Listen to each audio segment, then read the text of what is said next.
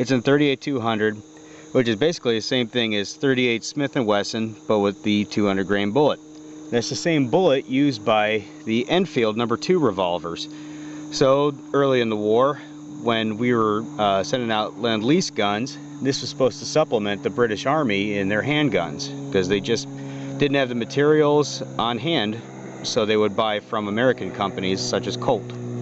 Alright, let's have a look at the gun here. So right off the rip, you're going to see on that nice wood grip that it's got there, it's got a lanyard ring that can freely swivel, but it doesn't come loose. The well-known Colt medallion on there, and it's a double single on there.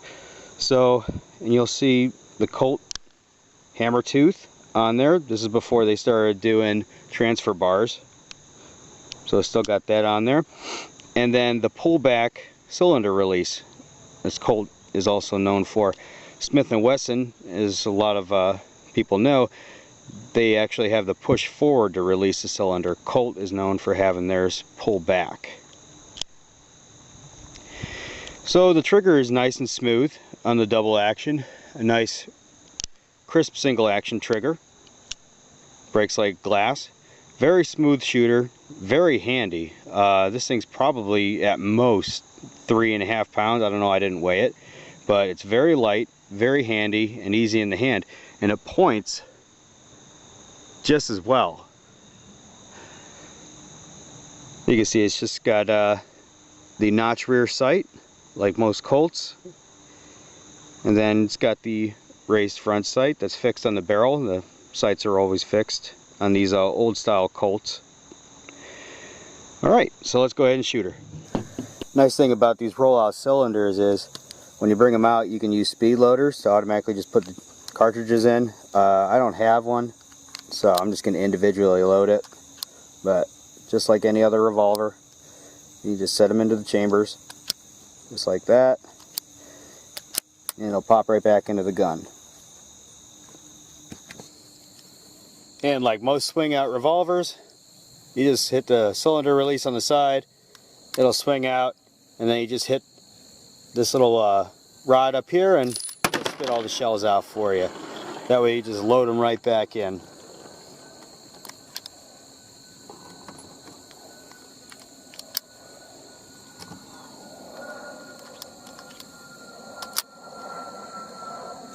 So one thing I experienced with using the Enfield No. 2 with these 38 Smith & Wessons, because it's chambered for the 38-22 or the 38-200, it actually shoots really low in the Enfield anyway.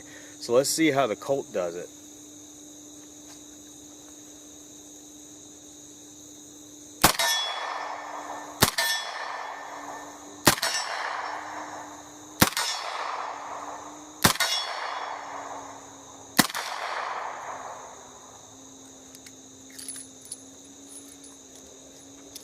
Let's see how we did. So with some quick shots with the double action, you can see the majority of them went a little bit high and left. I was aiming center, but give or take around there.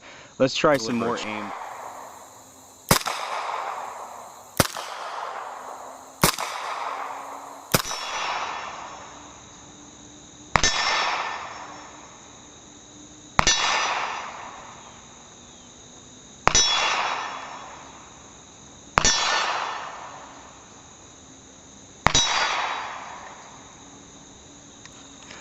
So at right around 75 feet, I don't have much to complain about. Point of aim was right here, and just a hair above that. A nice little group there. So 1, 2, 3, 4, 5, and I think I threw one down here. Not bad at all. Definitely hitting closer to aim than the Enfield No. 2 did with the 38 Smith & Wessons. I think that's more because the Enfield was more catered toward the heavier 38-200, and the Colt is actually built probably, or the sights are calibrated anyway, for the 38 Smith & Wesson. They just sent it off to the Brits probably because it fit the bill for them, whether it shot the same type of bullet originally or not. But to me, this looks like it'll do the job. So you might be wondering, why did Colt designate this the Colt official police? Well, probably because it was being carried by police officers throughout the country.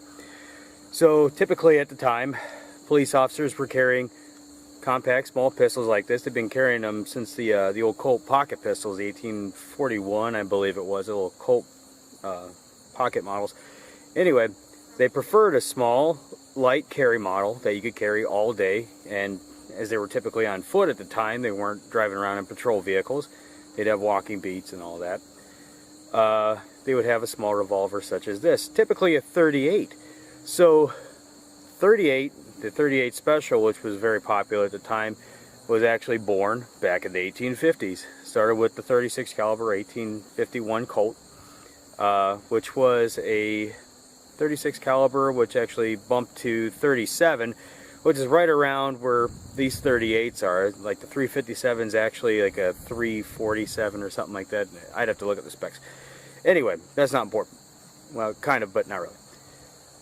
The point is that they used to carry these small pistols here as regular police carry. Now, this is built in '41. Why were they still using a smaller case like the .38 Smith & Wesson or .38 200 when the .357 was around? Well, the .357 Magnum or the .38 Special that's been around for a little while, the .357 that became hugely popular with police later was only about 6 years old. Elmer Keith just came out with it. And people weren't still sure with it. They actually thought it was too powerful for accurate fire and for regular policemen to carry. So they still stuck with these small, accurate, easy to shoot guns. Well, we're going to see how the .357 Magnum does against this .38 Smith & Wesson and how they stack up. Even though they don't really stack up. One's just insanely more powerful than the other. But we'll give it a shot. So in order to do this comparison between the two, I'm going to be using the Colt Official Police, and I'm going to be using this Ruger Super Blackhawk in .357.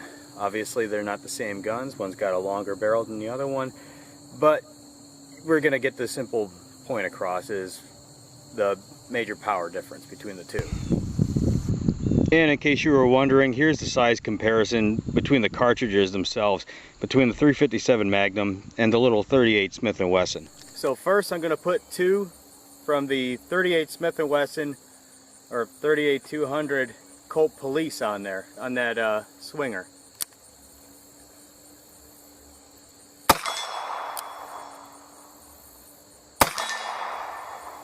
Now something you want to look at is where's the recoil on there. Watch the recoil on the gun.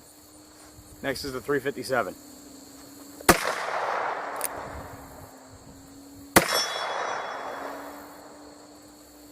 Notice the difference between the two.